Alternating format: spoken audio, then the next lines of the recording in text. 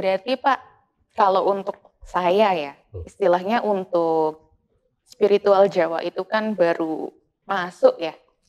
Nah ini saya minta untuk diberi arahan, kira-kira kalau saya mau mendalami itu harus kemana aja tahapannya apa, belajar apa. Karena saya mencari informasi tentang spiritual Jawa itu rata-rata kalau di internet ya, itu mengarahnya itu ke, mungkin lebih ke mengarah ke, bilangnya apa ya, ilmu hitam mungkin ya kadang-kadang kayak ada yang, ya semacam itulah Pak yang di luar sana gitu. Lagi-lagi ya Pak ya, generasi saya itu bisa kayak menyangkal gitu, bahwa loh aku jadi anak, aku nggak minta loh untuk dilahirkan. Nah, itu kencang sekali Pak di generasi saya. Itulah, buat apa saya harus istilahnya membalas apa yang sudah orang tua saya lakukan. Bahkan orang tua saya itu cenderung semacam kayak apa ya, memaksakan kehendak, memaksakan belief system, memaksakan. Masyarakat Jawa itu ada basic spiritualnya adalah animisme. Tapi animisme selama ini kan terus dikonotasikan negatif. Betul. Itu stigma buruk. Iya.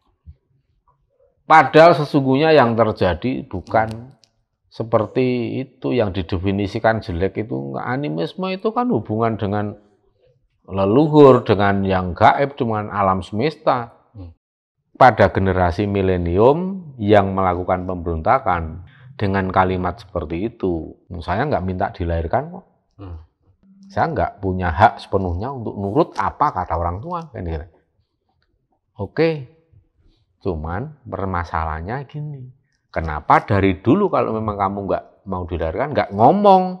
Kalau ngomong kan dulu nggak usah.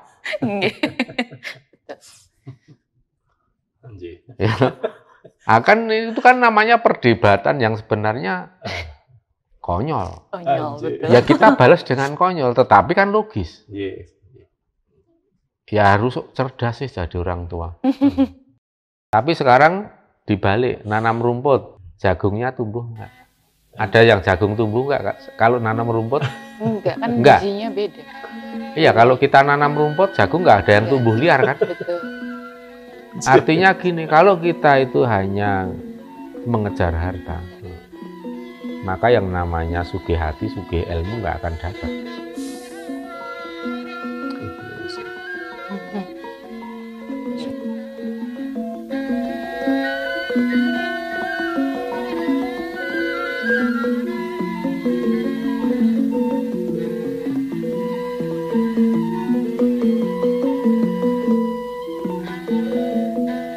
Sugeng dalu Kang Mas Sabto Langit, Sugeng dalu Mas Mahfud Rahayu, dan Mbak siapa? Mbak Ayu. Mbak Ayu, Rahayu. Salam sejahtera buat kita semua. Om Swastiastu, Namo Buddhaya. Salam kebajikan. Mugia tansah angsal sih kawelasan Gusti Kang welas asih. Dumateng Kang Mas Sabto Langit, punika kanugrahan sangat kagem saya dan Mbak Ayu. Sebelumnya saya perkenalkan, Mbak Ayu adalah ponakan saya, putra dari kakak saya nomor 2. Mbak Ayu ini kepengen sinau belajar mengenai spiritual Jawa atau kawruh Jawi, selain juga mungkin paugeran pakem-pakem Jawi, karena Mbak Ayu ini juga mulai merasakan adanya energi, frekuensi, vibrasi dari Hyang Pepundhen leluhur Jawi ini pun. Mbak Ayu memberikan pendidikan. Monggo Mbak Ayu sampaikan. Tadi saya tertarik sama bahasan tentang sukmo ini Pak. Kan kalau dari apa yang saya pelajari, ada yang namanya intuisi, ada yang namanya ego. Nah itu menurut saya juga apa yang disampaikan sama Pak Sabdo itu sama gitu, bahwa tadi apa Rasa sejati atau sukmo sejati? Enggak, yang apa itu nuruti rasa. Nuruti kareping rasa. Nggih, nuruti kareping rasa, sama yang satunya lagi dibalik tuh. Nah, nuruti rasaning karep. Nggih. Nah, itu kalau menurut Pak Sabdo bagaimana membedakan antara intuisi dan juga ego? Itu seperti apa, Pak? Kalau secara sederhananya gini, ada rasa sakit hati nggak kalau nggak keturutan? Ada rasa ikhlas nggak kalau nggak keturutan atau nggak terpenuhi? Kan nuruti rasane ngarep. Yeah. Nek ora terpenuhi kalau tidak dituruti rasane piye? Mesti nggak enak toh. Yeah. Kalau sang sukma sejati nggak akan begitu. Nuruti kareping rasa itu tidak ada rasa handarbeni. Milik-milikan tuh nggak ada. Sifat serakah nggak ada. Sifat mengambil hak orang nggak ada. Bahkan sadar akan haknya itu apa. Tetapi ketika haknya itu diserobot orang, dia tidak akan sakit hati. Tapi bukan berarti terus diam kalau sedang bicara di ranah hukum.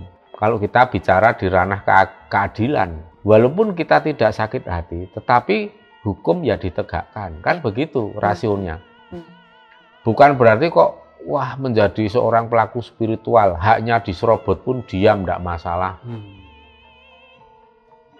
Bukan begitu cara mikirnya kan. Hati kita tidak sakit, tidak dendam, tetapi hukum harus ditegakkan. Yeah. Keadilan harus ditegakkan. Iya. Ojo kok melihat penindasan dinengke wae. Ya memang orang itu bisa membiarkan penindasan ketika dirinya tidak mampu melawan. Kalau memang mampu melawan, ya lawanlah. Tapi kan harus mengukur kekuatan diri. Jangan nekat. Kita ditindas orang. Kalau memang kita mampu melawan, lawan. Tapi jangan pakai dendam, jangan pakai kebencian. Tegakkan keadilan. Dan hati-hati, jangan malah berbalik nyerobot hak orang. Jangan balik menindas orang. Bahkan penderitaan yang orang lain lakukan terhadap kita, kita balas dengan cara yang lebih menderita. Itu juga nggak boleh. Yeah. Susah lenaker, Mas. Harus dengan cara yang wicaksono. Bukti konkret ulas asih tadi. Yeah. Maka lakukan tetap didasari, dilambari nganggo ulas asih supaya akal pikiran kita tetap berjalan, rasio kita, akal sehat kita tetap bekerja untuk menimbang ini sudah kebablasan apa enggak. Kita dipukul sekali, balasnya 3 kali, ya kita akhirnya utang karma. Cuman ada lagi, Mas. Kalau kita sedang tertindas betul, tidak punya kekuatan melawan, atau anggap sajalah kita nggak ngefek, dihina, difitnah, nggak ngefek, biarin aja. Kita diam tidak melawan, ada yang melawan. Tetap ada yang melawan tindakan seperti itu. Kalau bukan diri kita, ya hukum alam. Oh, yang membela itu. Iya. Nah, hukum alam itu di dalamnya ada banyak mekanisme. Di antaranya adalah pamomong kita. Pamomong kita itu siapa? Ya kekuatan diri kita yang sifatnya itu metafisik, termasuk juga leluhur yang menaungi, membimbing kita. Itu yang akan membalas. Makanya kalau orang Jawa bilang, awake dhewe trimo, sik momong ora trimo. Jadi kalau ketika kita tidak melawan, padahal jelas kita ditindas, hukum alam yang akan mengadili. Para pamomong yang akan ganti membalas.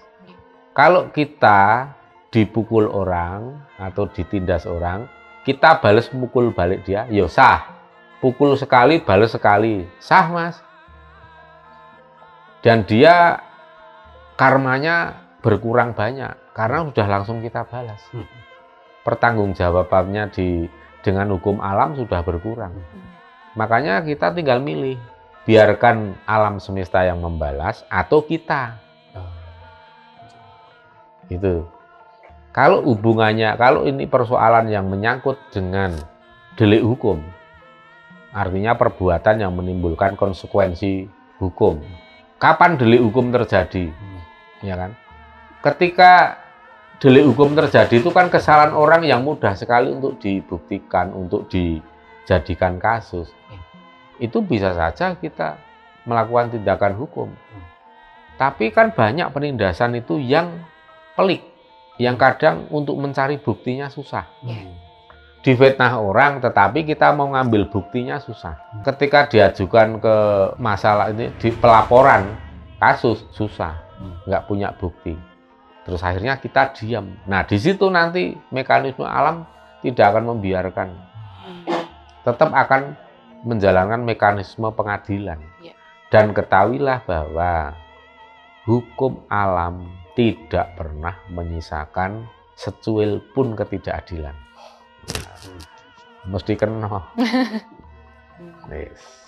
Apakah itu yang disebut hukum karma ya selama ini sering? Ya, hukum alam itu hukum karma, hukum sebab akibat, hukum timbal balik itu. Terus gini Kang Mas, saya sering sowan Kang Mas dan juga di Kulowentah diberikan satu piwucalan atau piwulangan mengenai sebenarnya masih sangat terkait dengan tadi yang ditanyakan Mbak Ayu. Kita mohon untuk pendalaman. Misalnya tadi kita disalahi gitu ya, ada satu kawruh yang gimana caranya ngeluruk tanpa bolo, ngalahke tanpa ngasorake, sekti tanpa aji, sugih tanpa bondo. Nah, dalam konteks ini mohon diberikan isi dan makna atau pendalamannya. Itu gentle, jujur, watak nyatrio, ya kan? Terus ora melek. Itu intinya. Jadi orang itu kalau nguruk tanpa bolo, berarti nggak pengecut. Wataknya trio, itu maksudnya. Terus menang tanpa ngasorake, kan tetap nganggo belas asih.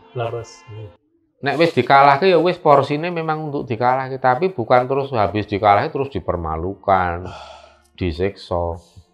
Wong traktat perang, hukum perang internasional aja, kalau tentara musuh udah nyerah, udah takluk, kan nggak boleh disiksa. Ada etika. Harus diberikan fasilitas untuk makan, kesehatan, pokoknya hidup yang nyaman, kan begitu. Kalau melanggar itu semua, ya jadi penjahat perang. Menang tanpa ngasorake, sekti tanpa aji itu maksudnya sekti niku diperoleh bukan dari cara yang instan, melalui apa? Melalui tuku, tuku mas kawin, dan bukan dengan ilmu kanoman kajiman atau kanuragan. Ilmu kanuragan beda. Olah kanuragan itu kan keterampilan kayak bela diri. Tapi kajiman terutama itu kan yang andal sing ilmu-ilmu ireng kayak gitulah.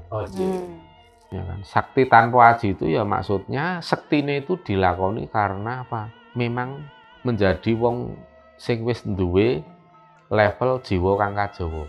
Ngelmune itu diperoleh karena kanthi laku, krana laku karena melakukan jalan spiritual. Misalnya kita sakti karena apa? Nggak bisa dicelakai, sulit dicelakai orang.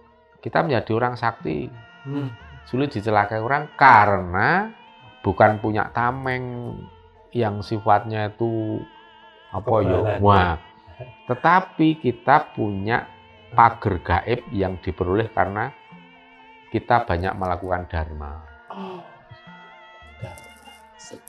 Dharma itu kan urip kita murup, berguna, bermanfaat untuk banyak makhluk hidup.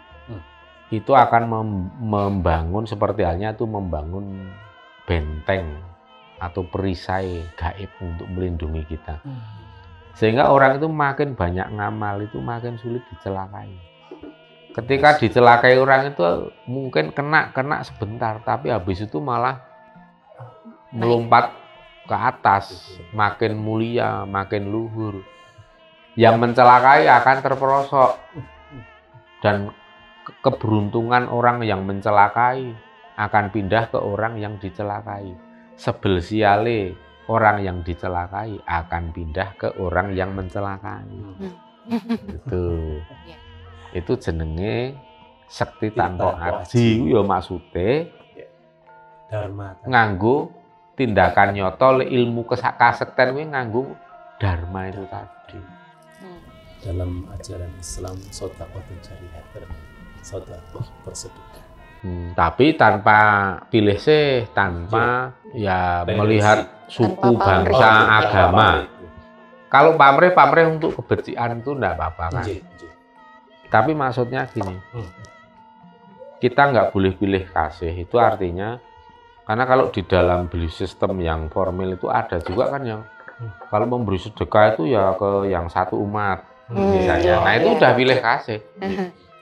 Nanti ini ada korban gempa, masyarakat yang satu umat yang sama diberikan bantuan yang lebih banyak, yang beda umat kasih sedikit, itu aja udah pilih kasih. Padahal yang beda agama itu lebih menderita, lebih parah kerusakannya misalnya. Nah itu loh, itu kan sulit dilakukan. Orang kalau masih pakai politik identitas ya susah. Paham. Itu. Sedangkan kalau saya yang sudah mencoba mendalami belief system saya sampai ke hakikat marifatnya kan, harus memberikan welas asih, rahmah lil alamin, bagi keseluruhan, jadi keadilan bagi seluruh. Yang satu lagi Mas tadi sugih tanpa bondo, maknanya. Ya sugih tanpa bondo itu kan mengawal pondasi wong urip itu kan sugih hati. Nah, sugih hati nganggo bondo ora Mas? Boten. Ora. Sugih tanpa bondo itu sugih hati. Wong kuwi nek sugih hati bakale orang kalau yang kaya hati pasti akan kaya apa? Kaya ilmu. Orang kalau sugih hati, hatinya itu kaya banget, kaya hati, pasti akan kaya ilmu. Itu pasti, itu udah hukum alam. Orang kalau kaya hati, kaya ilmu, pasti akan kaya harta. Harta itu ibaratnya cuma bonus. Oh, nanti dari ini apa, mahasiswi pertanian. Pernah nyoba nanam padi belum? Mereka ya. Jagung. Saya pernah. Ya udah sekarang jagung. Ketika nanam jagung, ada nggak rumput yang tumbuh? Ada. Rumput itu bonusnya. Jagung itu dharma. Tapi sekarang dibalik, nanam rumput, jagungnya tumbuh nggak? Ada yang jagung tumbuh nggak, Kak? Kalau nanam rumput? Enggak, kan bijinya beda. Iya, kalau kita nanam rumput, jagung nggak ada yang tumbuh liar kan? Betul. Artinya gini, kalau kita itu hanya mengejar harta, maka yang namanya sugih hati, sugih ilmu nggak akan dapat.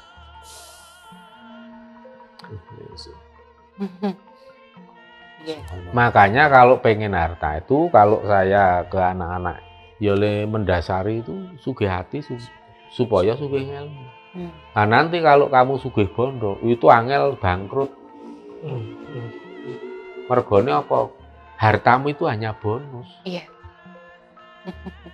Nah, misalnya bonus kuwi mau ora diberikan, wong hasilnya wis jelas, kamu nanam padi, nanam jagung itu udah tumbuh. Iya. Itu hasil yang utama. Sedangkan bonusnya mau berapapun itu sudah bonus, tidak ada untung ruginya kan. Yeah. Tidak diberi bonus ya tetap untung, diberi bonus tambah untung gede kan ngono. Okay. Nothing tulus. Iya nek ngono kuwi. Okay. Iya, setuju. Ini berarti sesuai dengan apa yang saya pelajari ya Pak. Jadi kalau di tingkatan kesuksesan seseorang itu di bawah sendiri itu adalah self, diri sendiri. Atasnya baru keuangan, atasnya lagi baru karir. Jadi kalau keuangan sama karir kita bermasalah, berarti ada masalah sama diri kita sendiri. Gitu. Itu yang selalu saya bagikan sih ke teman-teman saya. Iya. Pas dengan apa yang disampaikan. Iya kan? Matching kan? Betul. Nyambung. Nyambung. Berarti Pak, kalau untuk saya ya, istilahnya untuk spiritual Jawa itu kan baru masuk ya. Nah ini saya minta untuk diberi arahan, kira-kira kalau saya mau mendalami itu harus kemana aja, tahapannya apa, belajar apa. Karena saya mencari informasi tentang spiritual Jawa itu rata-rata kalau di internet ya, itu mengarahnya itu ke, mungkin lebih ke mengarah ke bilangnya apa ya, ilmu hitam mungkin ya, kadang-kadang kayak ada yang ya semacam itulah Pak yang di luar sana gitu. Gampang. Akhirnya harus mengawali spiritual Jawa itu mulailah bekti wong tua. Cocok. Arepa wong tua beda cara meyakini, cara memahami Tuhan, cara ritual agama beda. Tapi tetap berikan bekti. Berbaktilah kepada orang tua. Berbakti orang tua itu banyak caranya dan itu merupakan kebutuhan anak. Bekti itu kebutuhan anak, bukan kebutuhan orang tua loh. Bukan kewajiban anak juga ya Pak ya, kan beda kewajiban sama kebutuhan. Kalau saya tidak mau ngomong soal kewajiban, tapi itu tanggung jawab kita masing-masing pribadi kepada orang tua. Tanggung jawab, karena apa? Kita utang. Dengan orang tua itu kita utang. Mau dibilang kewajiban juga bisa. Tapi saya lebih nyaman pakai istilah tanggung jawab dulu. Karena misalnya pun tidak, mungkin ya nggak ada dosa, tapi kita tidak akan mendapatkan berkah agung. Kita akan kehilangan banyak. Kita tidak melakukan bakti pada orang tua akan kehilangan banyak banget. Kalau kita itu bakti pada orang tua, berapapun bakti kita pada orang tua kan tidak pernah lunas. Iya, betul. Gimana kita mau uang utang getih utang nyawa, itu hal yang tidak bisa kita sahur, kita kembalikan tidak bisa. Maka kalau dihitung dengan harta nggak akan bisa. Nah, disitulah yang namanya pintu berkah anugerah agung itu dimulai dari bakti kita pada orang tua. Maka kita mudah melihat di dalam satu keluarga, anak yang paling sukses itu biasanya yang paling bekti karo orang tua. Itu di mana-mana gampang dilihat. Dan anak yang berbakti, paling berbakti pada orang tua itu belum tentu anak yang paling disayangi orang tua. Kadangkala malah anak yang paling tidak disayang. Iya. Tapi biasanya anak yang disayang orang tua itu biasanya kok saya lihat berkali-kali banyak kasus. Kok malah anaknya itu yang justru yang jahat itu. Karena dimanja. Ya bisa karena di situ, karena dimanjakan, karena tidak gentur prihatin, akhirnya lengah, lupa diri. Itu. Jadi anaknya itu jadi jahat. Tapi ada sisi spiritual yang mempengaruhi juga. Karena manusia itu kan pasti punya karma yang besar, yang sedang, yang ringan kan pasti punya. Kalau karma yang besar, itu kadang bisa luber ke bawah ke anak kita. Nah, jatuh ke anak kita itu anak yang kayak apa kategorinya? Ya anak yang paling kita sayangi. Kan adil.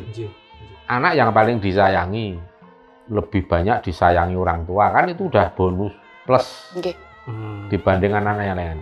Tapi ya kudu jangan doyan gulone, jangan cuma mau ngemut gulone tok, manisnya tok. Pahitnya ya pasti ketut, karena orang tua juga pasti jatuhnya ke anak yang paling disayangi.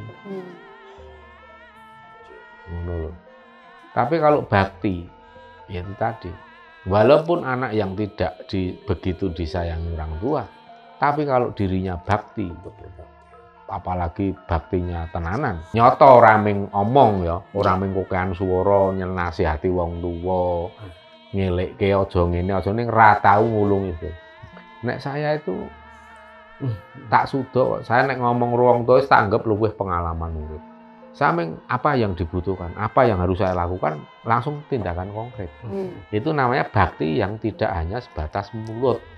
Kan ono anak itu yang bakti, ming mulut tok. Wong tua wis tak kondhar, wis tak aneh-aneh. Tapi ming omong, nyepake dhar sing enak, sing anu ya ora. Ming nyaranke, ming ngelingke, kon minum obat, kon dhar sing sesuai dengan jadwal, tapi nyepai nggak pernah, nukokke ya ora, yo ngomong tok. Itu ada, makanya nggak ngefek bakti nih. Itu baru satu step. Step berikutnya, teruskan bakti itu tidak hanya berhenti di kedua orang tua, ya karo terhadap para leluhure. Leluhure wong tua kita sampai ke atas terus, yang leluhur makin sepuh sak ketemu nih. Kalau sudah melakukan seperti itu, melebar bakti kepada leluhur-leluhur yang punya jasa besar, yang amalnya besar-besar untuk kehidupan. Bukan soal ini loh ya, bukan leluhur yang gencar menyuarakan agama, itu lain loh ya. Itu lain, takarannya lain. Tapi leluhur yang banyak dharma yang konkret. Uripe itu langsung dirasakan menyentuh ke kehidupan, langsung berada gunanya. Itu yang lebih efektif. Itu nanti sawah berkah leluhur seperti itu akan tijab.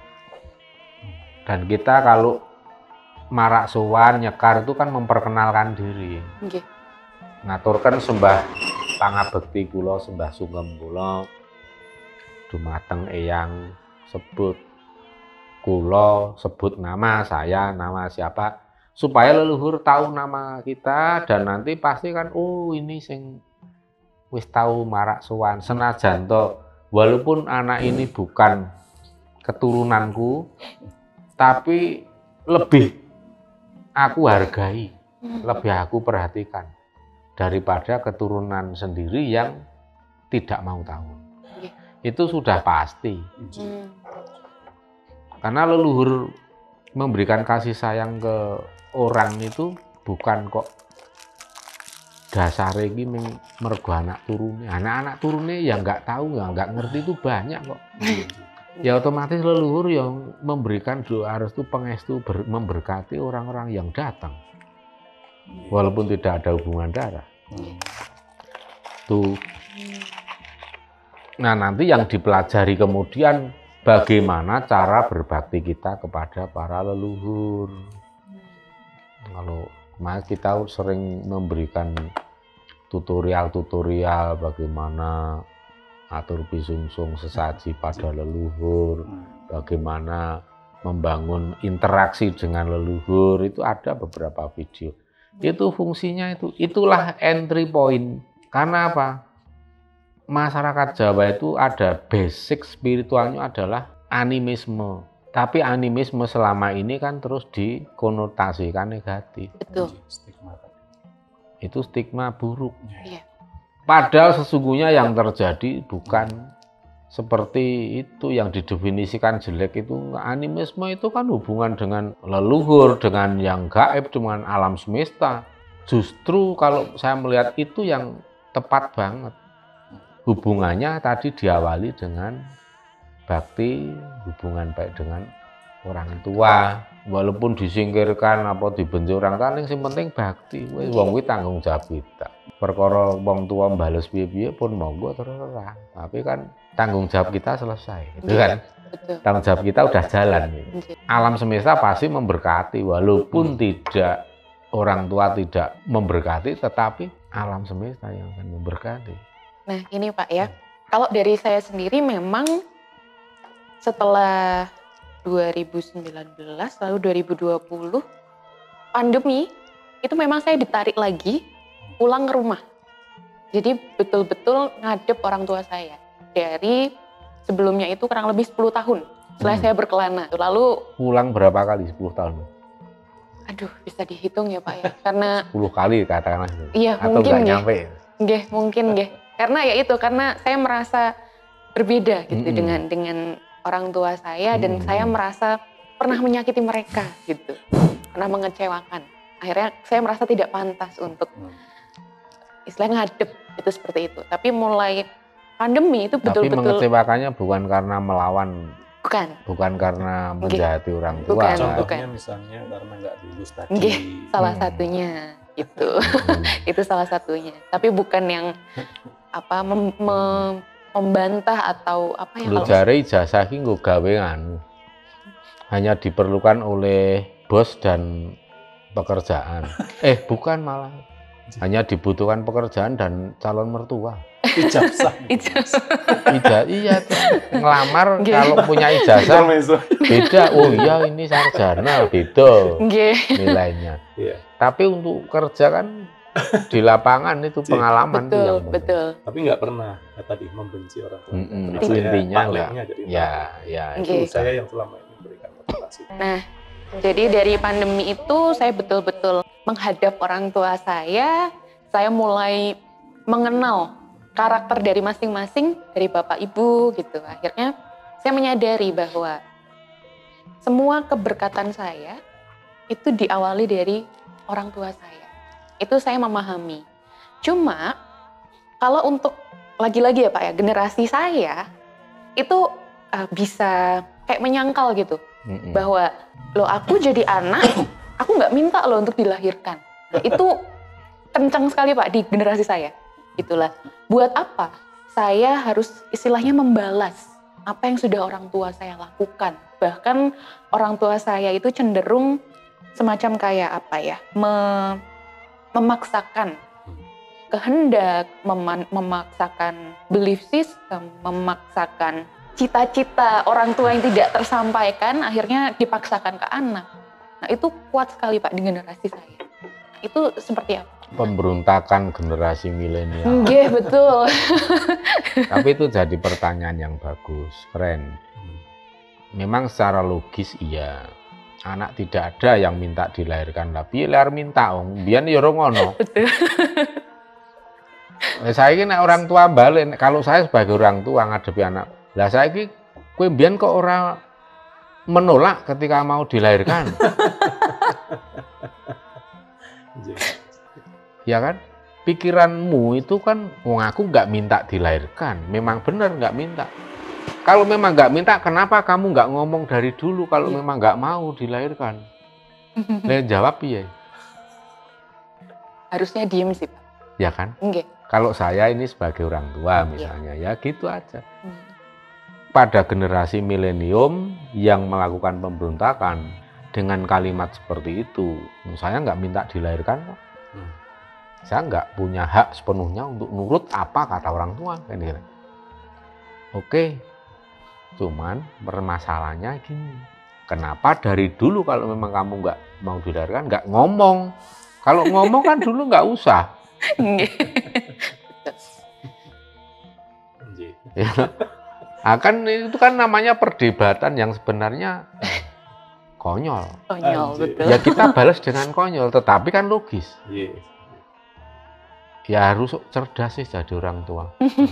Nah kalau anakku nggak ada yang ini, kalau memang mau ngeyel, silahkan argumentasinya dikalahkan dulu nih. Boleh ngeyel, boleh membantah, tapi argumentasinya ayo kalahin dulu. Kalau memang punya argumentasi yang bagus, bisa ngalahin argumentasi orang tua, ya oke aku ganti manut. Tetap demokratis kok kita. Hendaknya orang tua juga demokratis dan cerdas menghadapi generasi milenial. Saya tidak menjawab itu biaya penjelasannya, ya penjelasannya ini saya dari kacamata orang tua. Cukup tak walik dengan pertanyaan itu saja. Le jawab rak ra iso to. Ayo podo. Nah, cuma begini. Kita kembali kepada tadi tanggung jawab anak. Walaupun tidak minta untuk dilahirkan, tetapi kan sudah terlanjur lahir. Iya betul.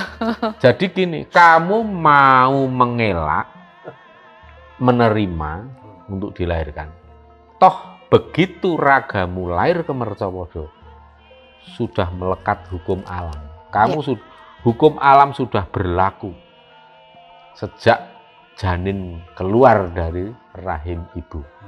Urusanmu bukan dengan orang tua lagi, dengan hukum alam. Kalau kamu mau protes, protesor hukum alam. Ngono nek aku len jawab nek tak lanjutke. Ya ta? Monggo. Cuma begini loh, Mbak. Kan memang tidak semua saran nasihat orang tua itu benar. Bahkan banyak saran dan nasihat orang tua itu yang keblinger. Saya juga mengalami banyak nasihat orang tua saya yang aduh ini aku ini kan sudah tua, kenapa dinasihati kayak anak kecil, kayak anak SD, kan yang sering kali begitu toh. Betul. Orang tua itu menasihati kita itu tidak melihat umur, tapi yang dilihatnya itu hubungan orang tua dan anak. Meskipun usia panjenengan itu sudah 60 tahun, kalau masih punya orang tua, pasti orang tua menasihatinya kok cah cilik. Kuwi nanti podo. Maklumi saja. Maklumi, cuman kita itu punya hak untuk tidak melaksanakan. Kalau memang kita nilai ada nasihat yang nggak pas, apalagi jika dikaitkan dengan spiritual Jawa, bukan ilmu kasunyatan, ya sudah. Saya lebih baik jadi anak yang sering ngomong sendika dawuh atau yahyoh. Saya lebih baik dionekke wong tua, dikandani menggah nggih ning ora kepanggih. Saya lebih baik dikata-katain seperti itu daripada saya melaksanakan sesuatu yang jelas tidak tepat, tapi tetap saya lakoni demi bakti kepada orang tua. Itu juga nggak tepat. Itu namanya kalau kita dinasihati untuk suruh bunuh diri, memang mau. Cek ben liwat sih, kok ndak do pengen wingi ana bakso liwat yuk do ngiler ya. Penontonnya do ngiler ana bakso ting ting ting ting wadik. So, mami wae langsung pas nonton langsung keluar dikira sapa sik gelem sapa wong kuwi bakso nang TV kok ta. Intermezzo. Iklan. Nah, itu ya. Jadi tetap kembali ke tanggung jawab kita. Tapi ya itu tadi, tetap harus diseleksi.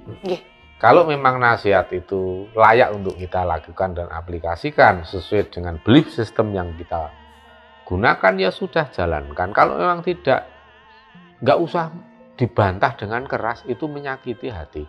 Cukup diem aja, ndablek nek saya. Dih sendika dawuh, nggih ning ora kepanggih, ya mending dionekke ngono. Nggih. Wis ta?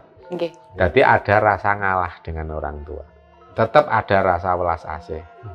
Kok nek tak bantah kondakane wong tua stres, marake susah, njuk mah gerah, mah sakit, kita yang repot. Betul. Ya wis lah, diyoi ayem. Gitu nek saya. Itu juga sih yang sekarang saya lakukan. Jadi memang kalau saya sama bapak itu saya sefrekuensi sudah gitu sama adik. Jadi kan kita di rumah itu dari dulu atau akhir-akhir ini? Udah dari dulu sama bapak. Kalau sama bapak dari dulu sebetulnya. Dari dulu. Cuma memang saya sempat agak nggak suka sama bapak karena ceritanya ibu sama Bude. Dulu saya kan tinggalnya sama Bude sama Pak D. Jadi saya tidak menyaksikan langsung bagaimana karakter bapak seperti itu. Tapi mulai bapak pergi jauh, jadi kenapa nggak lagi perjalanan yang jalan kaki 70 hari. Oke, 70 hari ya itu. Nah itu saya kayak makdek gitu. Saya merasa kehilangan sosok bapak gitu. Dan saya baru menyadari betapa sayangnya saya sama bapak. Bapak ayu frekuensi Eropale. Nggih. Nah dari situ memang saya lebih cocoknya itu sama bapak. Ya mungkin itu cara mendidik anak. Nggih. Dengan perjalanan jauh kan tetap dengan ndonga ya. Prihatin terus kemudian ndonga nyuwun. Akhirnya yang tadinya anak yang kurang seret dengan bapaknya jadi seret. Itu kan karena prihatinnya wong tua. Nggih, leres. Nah, sekarang yang saya masih belajar primpen istilahnya itu sama ibu.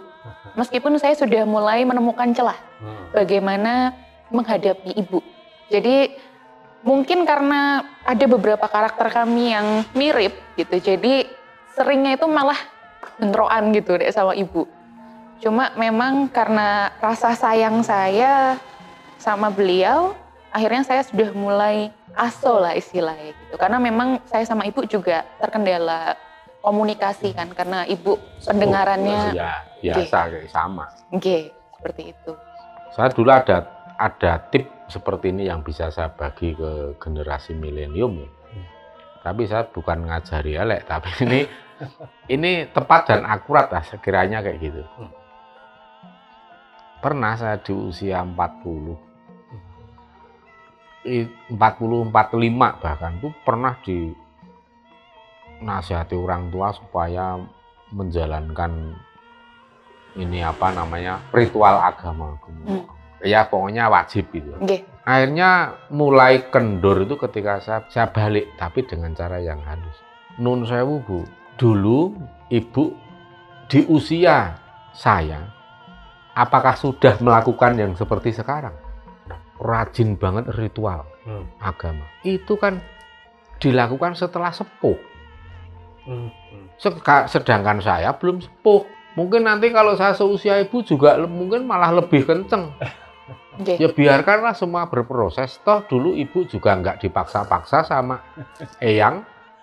Ya toh? Okay. Ibu kan nggak dipaksa-paksa sama eyang kayak gini. Tapi akhirnya ibu juga sekarang kenceng banget ritual agama nih. Ya, tak kita gitu. Terus baru, oh iya ya. Okay. Akhirnya udah sejak itu udah nggak. Tapi habis itu ya paham kalau saya melakoni jalan spiritual seperti ini, itu ya akhirnya paham dan tidak pernah lagi. Jadi akhirnya sudah lama ya, sudah 10 tahun itu orang tua itu sebenarnya nggak pernah mau gubris tentang agama, tentang sistem kepercayaan. Pokoknya wes apa yang kamu lakoni monggo yang terbaik gitu, kayak gitu.